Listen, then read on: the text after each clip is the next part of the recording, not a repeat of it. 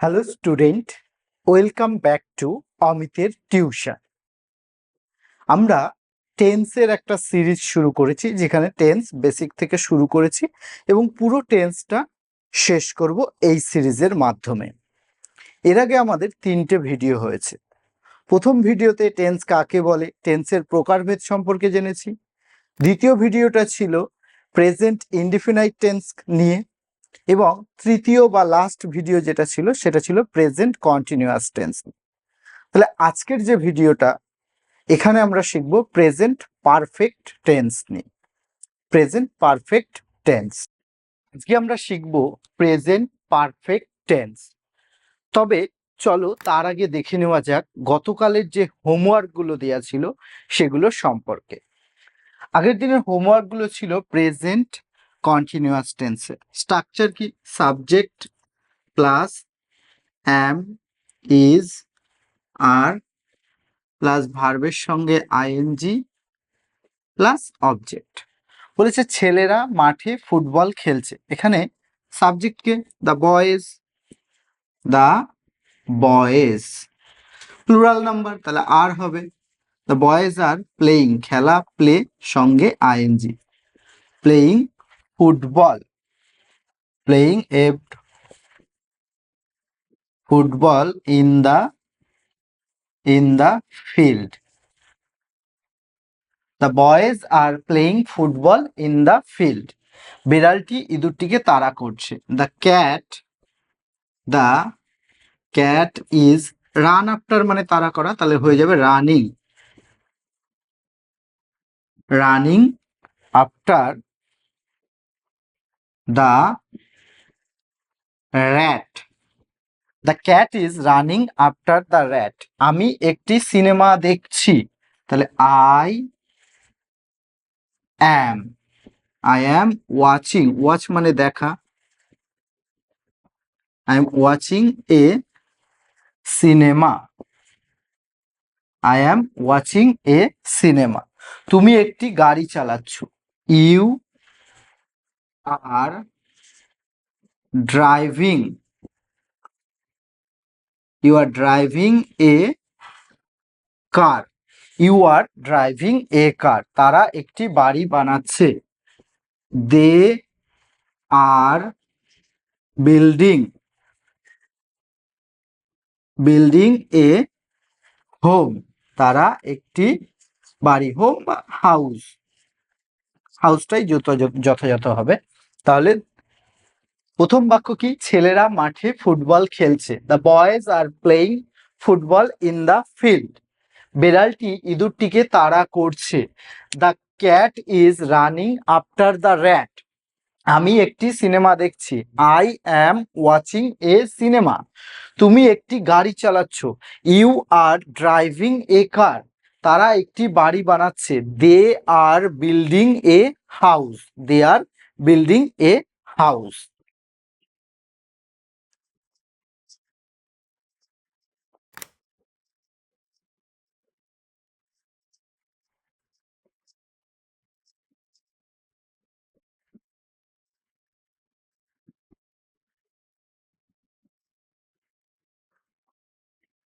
Present perfect tense, যার বাংলা অর্থ হলো পুরা ঘটিত বর্তমান কাল। কি, পুরা ঘটিত বর্তমান কাল। পুরা ঘটিত মানে যে কাজটা একটু আগে হয়ে গেছে বা কিছুদিন আগে হয়ে গেছে, কিছুক্ষণ আগেই শেষ হয়েছে, কিন্তু তার ফলটা এখনো বিরাজমান রয়েছে। আমি যদি বলি যে আমি ভাত খেয়েছি, তাহলে ভাতটা আমার খাওয়া হয়েছে কিন্তু পেটটা ভরা আছে এখনো। সে একটি বাঘ মেরেছে, তাহলে বাঘটা সে মেরেছে কিন্তু বাঘটা মরে গেছে, এই কাজটা বিদ্যমান রয়েছে। তো যখন কাজটা শেষ হয়ে যাবে বর্তমানে, অবশ্যই বর্তমানে হতে হবে, কিন্তু তার ফলাফলটা বিদ্যমান থাকবে, তখন তাকে বলবো প্রেজেন্ট পারফেক্ট টেন্স। এবার শর্ট ট্রিক্সের মাধ্যমে কিভাবে আমরা মনে রাখবো যে, বা কি করে আমরা চিনবো যে এই বাক্যটাকে আমাকে প্রেজেন্ট পারফেক্ট টেন্সেই লিখতে হবে। তাহলে মনে রাখবো কি, যে কোনো বাক্য বাক্যের ক্রিয়ার শেষে কোনো বাক্যের ক্রিয়ার শেষে কি উচ্চারণ হবে? আছি, এছে, এছো। কি? আছি, এছে, এছো ইত্যাদি উচ্চারিত হলে কি হয়? প্রেজেন্ট পারফেক্ট টেন্স হয়। প্রেজেন্ট পারফেক্ট টেন্স হয়। কি বললাম? কোনো বাক্যের ক্রিয়ার শেষে আছি, এছে, এছো যখনই উচ্চারণ হবে তখন হয় প্রেজেন্ট পারফেক্ট টেন্স। স্ট্রাকচার বা নিয়ম যদি বলা হয়, যে কোনো টেন্স জানতে গেলে তার স্ট্রাকচার বা নিয়মটা আমাকে জানতে হয়। তাহলে স্ট্রাকচার বা নিয়ম কি হবে? সাবজেক্ট প্লাস হ্যাভ বা হ্যাজ প্লাস ভার্বের থার্ড ফর্ম বা পাস্ট পার্টিসিপল রূপ যেটা বলা হয়, সাবজেক্ট হ্যাভ বা হ্যাজ, ভার্বের থার্ড ফর্ম প্লাস অবজেক্ট। তাহলে বাক্যের স্ট্রাকচারটা কি হলো? যে সাবজেক্ট প্লাস হ্যাভ বা হ্যাজ প্লাস ভার্বের থার্ড রূপ প্লাস অবজেক্ট। এবার কিছু উদাহরণ যদি আমি দেখি, যে আমি ভাত খেয়েছি। আমি ভাত খেয়েছি। তাহলে এইটাকেই আমি সাধু ভাষায় উচ্চারণ করব, খেয়েছি, খাই আছি। যখনই এরকম হবে তখন আমি বুঝে যাব যে এটা প্রেজেন্ট পারফেক্ট টেন্স হচ্ছে।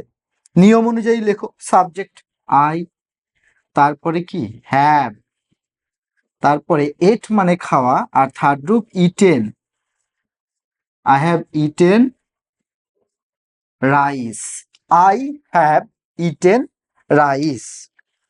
যদি বলি তুমি একটি ভুল করেছো। তুমি একটি ভুল করেছো। তুমি একটি ভুল করেছো, করি আছো। তাহলে সাবজেক্টকে ইউ, তারপরে have made a mistake. You have made a mistake, মেকের থার্ড রূপ মেড। যেমন সে একটি গাড়ি কিনেছে। সে একটি গাড়ি কিনেছে, এটাও কিনি আছে। তাহলে কি হবে? হি হ্যাজ বট এ কার। সে একটি গাড়ি কিনেছে। হি হ্যাজ বট এ কার। তাহলে আমরা কি শিখলাম? প্রেজেন্ট পারফেক্ট টেন্স, যার বাংলা অর্থ কি? পুরা ঘটিত বর্তমানকাল। মানে বর্তমানে কোনো একটা কাজ মাত্র বা কিছুক্ষণ আগে শেষ হয়েছে, কিন্তু তার ফলটা এখনো বিদ্যমান রয়েছে, তাকে বলবো প্রেজেন্ট পারফেক্ট টেন্স বা পুরা ঘটিত বর্তমানকাল। কি বলবো? পুরা ঘটিত বর্তমানকাল। কি করে চিনব? কোনো বাক্যের ক্রিয়ার শেষে আছি, এছে, এছো ইত্যাদি উচ্চারিত হলে প্রেজেন্ট পারফেক্ট টেন্স হয়। নিয়ম কি? নিয়ম হচ্ছে বা বাক্যের স্ট্রাকচার বা গঠনটা কি হবে? সাবজেক্ট হ্যাভ বা হ্যাজ, ভার্বের থার্ড রূপ প্লাস অবজেক্ট। উদাহরণগুলো আমরা দেখেছি, যে আমি ভাত খেয়েছি, আই হ্যাভ ইটেন রাইস। তুমি একটি ভুল করেছো, you have made a mistake. সে একটি গাড়ি কিনেছে, হি হ্যাজ বট এ কার। তাহলে আমরা স্ট্রাকচারটা কি দেখলাম? যে সাবজেক্ট প্লাস হ্যাভ বা হ্যাজ প্লাস ভার্বের থার্ড রূপ প্লাস অবজেক্ট। এইখানে তাহলে আমার প্রশ্ন হচ্ছে কোথায় হ্যাভ বসবে, কোথায় হ্যাজ বসবে, কোথায় হ্যাভ, কোথায় হ্যাজ। চলো জেনে নিই। হ্যাভ কোথায় বসবে, হ্যাজ কোথায় বসবে। হ্যাভ, হ্যাভ সাধারণত কি বসে, ফার্স্ট পার্সন,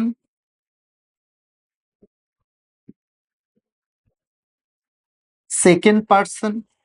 এবার যদি বলো এখন পার্সন সম্পর্কে জানো না, তাহলে অবশ্যই আমাদের নিচে যে প্লে লিস্ট আছে ওখানে যাও, ওখানে গিয়ে দেখো পার্সনের একটা ডিটেলস ভিডিও রয়েছে এবং সেই ভিডিওটা তোমরা দেখে নিয়ে তারপরে এখানে এসো, পার্সন সম্পর্কে পুরো ধারণা ক্লিয়ার হয়ে যাবে। আর এই জন্য সাবস্ক্রাইব করো অমিতের টিউশনকে, সাবস্ক্রাইবটা করে নিও।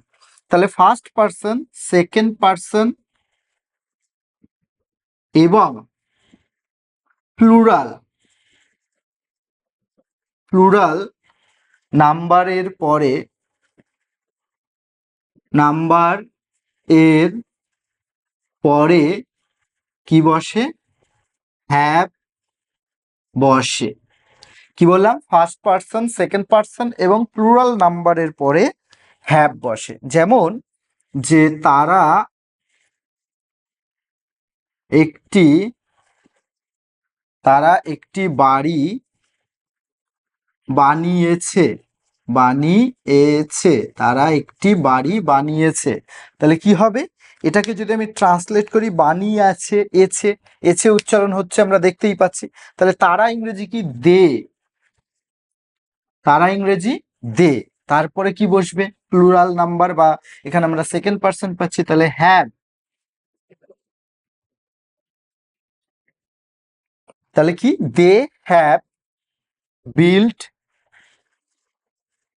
এ house, they have built a house. আর হ্যাজ কোথায় বসবে, হ্যাজ বসবে third person singular, third person singular number এর পরে, থার্ড পার্সন সিঙ্গুলার নাম্বারের পরে কি বসে, হ্যাজ বসে। যেমন রহিম এই কাজটি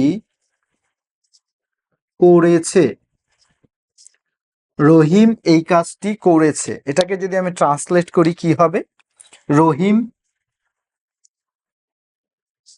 হ্যাজ ডান দিস ওয়ার্কও লিখতে পারি, ওয়ার্ক অথবা job, জেও B.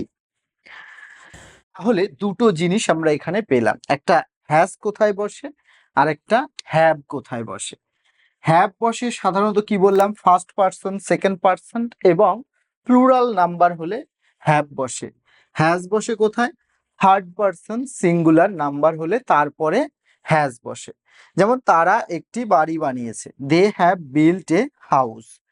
Has third person singular নাম্বারের পরে, রহিম এই কাজটি করেছে, তাহলে Rahim has done this work অথবা job, Rahim has done this work অথবা জব। তাহলে আজকের এই টেন্সের উপর ভিত্তি করে 5টা বাক্য দিচ্ছি, যেটা তোমরা ট্রান্সলেট করবে, করে কমেন্টে তার উত্তরটা জানাবে। 1 নাম্বার, রাম একটি বাঘ মেরেছে, রাম একটি বাঘ মেরেছে। তুহিন ছবিটি এঁকেছে,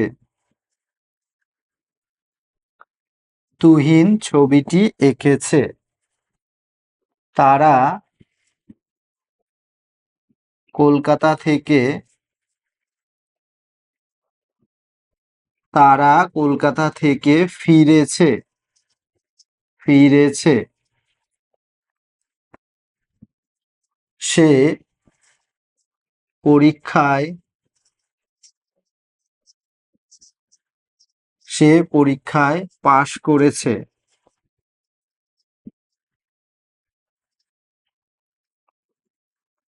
আমি একটি মোবাইল ফোন কিনেছি। তাহলে এই পাঁচটা থাকবে তোমাদের হোমওয়ার্ক। পাঁচটা বাক্য কি? রাম একটি বাঘ মেরেছে। দেখো, মারা ইংরেজি এখানে আমরা কিল হিসেবে ব্যবহার করব। কিল, KILL। এটা টেন্স অনুযায়ী পরিবর্তন করতে হবে। তুহিন একটি ছবি এঁকেছে। ছবি আঁকা ইংরেজি ড্র, DRAW, ড্র। এটাকে ব্যবহার করব। তারা কলকাতা থেকে ফিরেছে। ফিরেছে হচ্ছে কেম ব্যাক করতে পারি, কাম ব্যাক আর কি, বা রিটার্ন বা কাম ব্যাক হয়েছে। সে পরীক্ষায় পাশ করেছে। পাশ করা ইংরেজি পাস, PASS, পাস। আমি একটি মোবাইল কিনেছি। কেনা ইংরেজি বাই। বাই মানে কেনা। কিনেছি, আমি একটি মোবাইল কিনেছি, তাহলে বাই। তাহলে এইগুলো তোমাদের থাকবে কাজ। তাহলে আজকের যে বিষয়টা আমরা শিখলাম সেটা কি? Present perfect tense. Present perfect tense বাংলায় যেটাকে বলে পুরা ঘটিত বর্তমান কাল, অর্থাৎ যে কাজটা বর্তমানেই হয়ে গেছে কিন্তু তার ফলটা এখনো রয়েছে, তাকে বলবো পুরা ঘটিত বর্তমান কাল। সেন্টেন্সটা চিনব কি করে, বা বাক্যটা আমার যে প্রেজেন্ট পারফেক্ট টেন্সে লিখতে হবে কি করে বুঝবো? যখনই বাক্যের শেষে আমরা দেখব কি উচ্চারণ হচ্ছে, যে আছি, এছে, এছো। কি? আছি, এছে, এছো উচ্চারণ হলেই আমরা বুঝবো এটা প্রেজেন্ট পারফেক্ট টেন্স। নিয়ম কি? সাবজেক্ট প্লাস হ্যাভ বা হ্যাজ প্লাস ভার্বের থার্ড রূপ প্লাস অবজেক্ট। হ্যাভ এবং হ্যাজ দুটো জিনিস পেলাম, বা হ্যাভ ভার্ব যেটাকে বলা হয়। তো এই ভার্বগুলো কোথায় বসে? হ্যাভ মনে রাখতে হবে প্লুরাল নাম্বারের পরে বসছেই, এবং ফার্স্ট পার্সন এবং সেকেন্ড পার্সন হলে তারপরে হ্যাভই বসে। আর থার্ড পার্সন সিঙ্গুলার নাম্বার যদি হয় তারপরে হ্যাজ বসে। তাহলে আজকে এইটুকুই। যদি ভিডিওটা ভালো লাগে তাহলে অবশ্যই লাইক, কমেন্ট, শেয়ার এবং সাবস্ক্রাইব করো অমিতের টিউশনকে। এর পরের দিন আমরা আসছি প্রেজেন্ট পারফেক্ট কন্টিনিউয়াস টেন্স নিয়ে। Till then, keep learning, keep growing.